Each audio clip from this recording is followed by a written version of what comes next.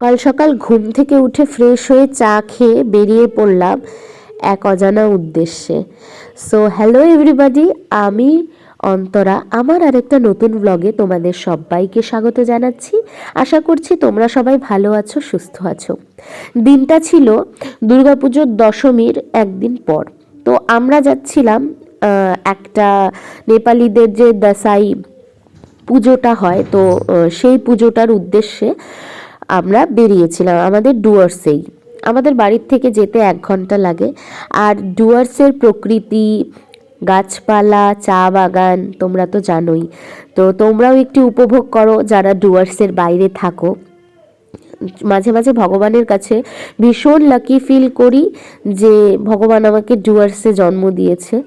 আমার ভীষণ কাছের এই জায়গাটা, আর এখানে বারবার আসতে আমি খুব পছন্দ করি। আমার নিজের ঘর, আমার নিজের বাড়ি, আমার ভীষণই ভালো লাগে আমার ডুয়ার্সকে। তো দেখো, তারপরে এইটা কিন্তু একটা শুকনো নদী। তো এই নদীটাতে হঠাৎই জল বেড়ে যায়, আবার হঠাৎই জল কমে যায়। তো পিসিমণি আমাকে বলছিল যে আমাকে একটু ভিডিও করে দে তো মনা। তো তাই আমি পিসিমণিকে একটু ভিডিও করে দিচ্ছিলাম। আর বর্ষাকালে কিন্তু এই নদীটাতে খুব জল থাকে।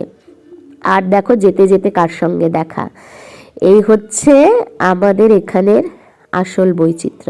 ওই যে দেখতে পাচ্ছ ময়ূরটাকে তোমরা, তো শীতকালে এটা বেশি দেখা যায়। শীতকালে 3টে-4টার সময় এখানে আসলে তোমরা অগণিত ময়ূরের ডাক শুনতে পাবে, এত ভালো লাগবে। মাঝে মাঝে এখানে হাতিও বেরোয়, আজকে বেরোয়নি। অন্য কোনো দিন যদি তোমাদের দেখাতে পারি বা ক্যামেরায় ধরতে পারি অবশ্যই দেখাবো।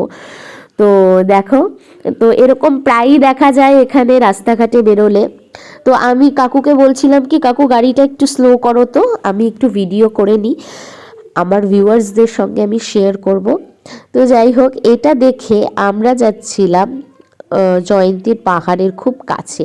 এখানে না একটা খুব সুন্দর মন্দিরও আছে, তো সেটা আমি দেখাতে পারলাম না, আমার কাছে ক্লিপটা নেই, ডিলিট হয়ে গেছে। তো মাথায় দেখো আমার দাসাইয়ের ফোঁটা, পুজো টুজো কমপ্লিট করে একটু এখানেও গিয়েছিলাম।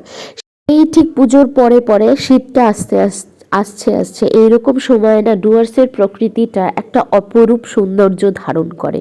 তোমরা যারা এখন ডুয়ার্সে আসোনি, আমাদের আলিপুরদুয়ারে একবার এসো, ঘুরে যাও, প্রেমে পড়ে যাবে। এতটাই মায়ার, এতটাই মায়াবী আমাদের ডুয়ার্স। এখন হচ্ছে সমস্ত কাজকর্ম শেষ করে, পুজো টুজো শেষ করে এখন আমাদের বাড়ি ফেরার পালা। তোমরা কিন্তু অবশ্যই জানিও তোমাদের আমার ব্লগগুলো কেমন লাগছে।